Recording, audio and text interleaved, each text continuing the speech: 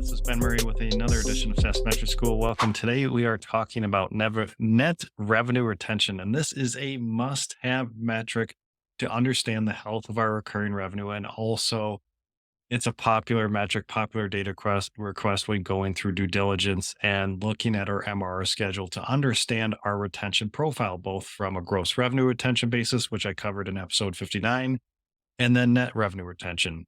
So what is net revenue retention? It looks at our existing recurring revenue base, and it includes expansion, contraction, and churn. So it builds upon the gross revenue retention metric where we're focused just on on contraction and churn. Now we can get credit for expansion to hopefully offset contraction and churn. And really, with net revenue retention, it's really two metrics in one. We have our existing customer base and what we're retaining, plus then expansion, which gets into our upsell and cross-sell motion.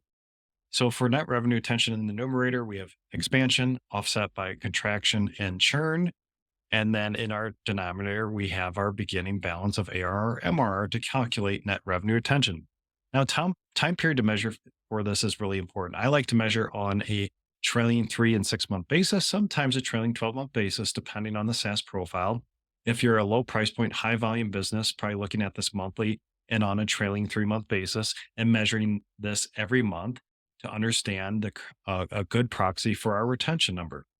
And if you're targeting mid-market enterprise customers, we could take this out, say the trailing 6-month period, maybe trailing 12 months. I don't do that as often. Sometimes it just depends. So net revenue retention, again, is a must-have metric for our business and for our due diligence, for our board, for investors. And then let's talk benchmarks. So I consider best-in-class net revenue retention at 120 and above if you're targeting mid-market enterprise customers.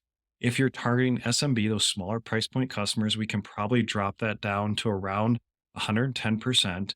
And then if you're B2C, it's good, I think, and I don't have great data on this right now for B2C benchmarks, but I think just hitting 100% and above is a really good number for B2C. But again, targeting mid-market enterprise customers, looking at 120 and above, and then you get a little bit, a lower standard, lower benchmark if you're targeting SMB customers, any of that lower price point. So again, net revenue retention must-have metric.